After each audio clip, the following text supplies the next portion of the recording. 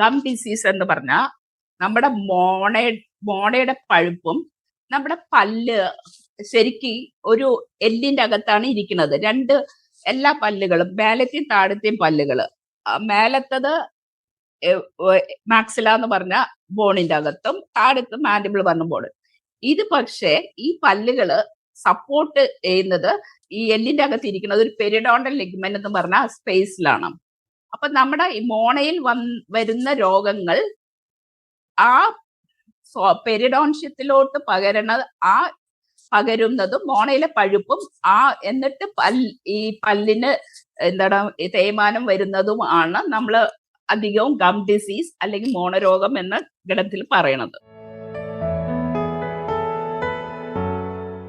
ഈ ടൈപ്സ് എന്ന് പറഞ്ഞാൽ മെയിൻലി ഈ ഗം ഡിസീസസ് മോണയുടെ എൻലാർജ്മെന്റ് ആയിട്ടാണ്, അതായത് മോണ വീക്കമായിട്ടാണ് നമുക്ക് കാണപ്പെടുന്നത്.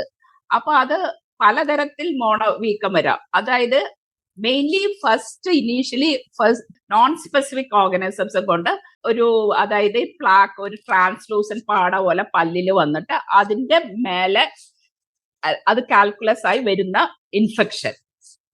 രണ്ടാമത്തേതായിട്ട് നമുക്ക് വരുന്നത് നോൺ പ്ലേക്ക് ഇൻഡ്യൂസ്ഡ് ജിഞ്ചിവൈറ്റിസ് ആണ്, അതായത് ഈ മോണരോഗം. ഈ നോൺ പ്ലാക്ക് ഇൻഡ്യൂസ് പറഞ്ഞാൽ സിസ്റ്റമിക് കണ്ടീഷൻസ് എല്ലാം വരാം. അതായത് ന്യൂട്രീഷണൽ ഡെഫിഷ്യൻസി, അതായത് പോഷകാഹാര കുറവ്.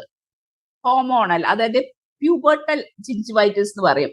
നമ്മുടെ മെനോപോസിലും അല്ലെങ്കിൽ പ്യൂബർട്ടി അറ്റൻഡ് ചെയ്യുമ്പോഴും ഒരു ഗേളിന് ആ സമയത്ത് ഈ ഹോർമോണൽ ജിഞ്ചിവൈറ്റിസ്, ഹോർമോണൽ ഡിസ്റ്റർബൻസ് കൊണ്ട് നമുക്ക് ഈ ജിഞ്ചിവൈറ്റിസ് കാണാം, ഇൻഫ്ലമേഷൻ കാണാം.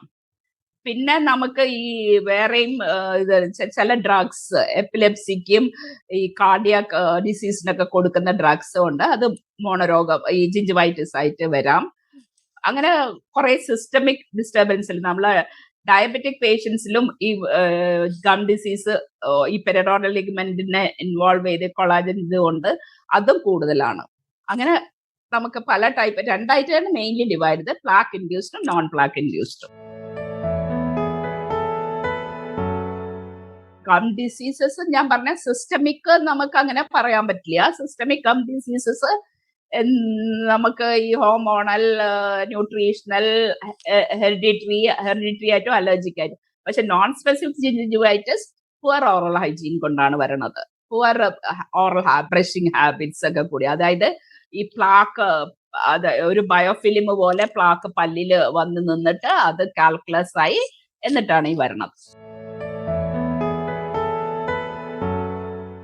നമുക്ക് ആദ്യമായിട്ട് പ്രാരംഭ ദിശയിൽ നമുക്ക് ഇത് ചുവന്നിരിക്കുന്നതാണ്, നമ്മുടെ മോണയുടെ ചുവപ്പ് കാണാം. പിന്നെ വീക്കം കാണാം മോണയില്. പിന്നെ ചിലപ്പം ചില ഇതില് നന്നായി മോണപ്പഴുപ്പൊക്കെ ഉണ്ടെങ്കിൽ വായ്നാറ്റം ഉണ്ടാവും. പേഷ്യൻസിന് വായ്നാറ്റം കാണാം. ഡയഗ്നോസ് എന്ന് പറയുമ്പോൾ മെയിൻലി ഈ പേഷ്യന്റെ ഹിസ്റ്ററിയും പേഷ്യന്റ് തരുന്ന ഹിസ്റ്ററി, അതായത് സിസ്റ്റമിക് കൊണ്ടാണോ എന്നുള്ളത് നമുക്ക് ഹിസ്റ്ററി വെച്ചിട്ട് ഇത് ചെയ്യാൻ പറ്റും. പിന്നെ ക്ലിനിക്കലി മോണ കാണുമ്പോൾ നമുക്ക് അറിയാൻ പറ്റും, അതായത് എഡിമാറ്റസ് ആയിരിക്കും, റെഡിഷ് ആൻഡ് എഡിമാറ്റസ് ആയിരിക്കും. അപ്പൊ അതുകൊണ്ട് നമുക്ക് മനസ്സിലാക്കാൻ പറ്റും.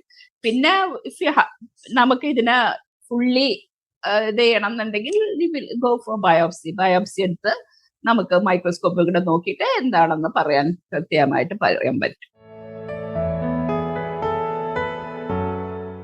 ചികിത്സ ഇപ്പൊ പ്രാരംഭ ദശയിൽ ഞാൻ പറഞ്ഞ പോലെ വെറും ജിഞ്ചിവൈറ്റിസ് ആണ്. മോണ മാത്രം എഫക്റ്റഡ് ആണെങ്കിൽ നമുക്ക് സ്കെയിലിംഗ് ചെയ്താൽ മതി, അതേ ക്ലീനിങ് ഓഫ് ദ ടീത്ത്. പക്ഷെ ഇത് അഡ്വാൻസ് ചെയ്ത്, അതായത് പെരിഡോണൈറ്റിസിലോട്ട് പോയി എന്നുള്ളതാണെങ്കിൽ നമുക്ക് ഫ്ലാപ്പ് സർജറി, ലേസർ സർജറി, പിന്നെ ഗ്രാഫ്റ്റ്, അങ്ങനത്തെയൊക്കെ വിദഗ്ധമായ ചികിത്സയ്ക്ക് പോവേണ്ടതായിട്ട് വരും.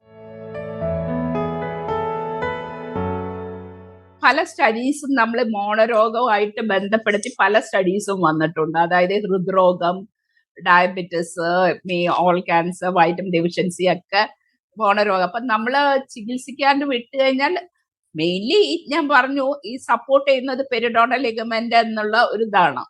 അപ്പൊ അത് നമ്മൾ ഈ ചികിത്സിക്കാണ്ട് ജിഞ്ചിവൈറ്റിസ്, പെരിഡോണൈറ്റിസ് ആയി എന്താ പറ്റുക, സപ്പോർട്ട് മുഴുവൻ പോയാൽ പല്ല് ലൂസായി.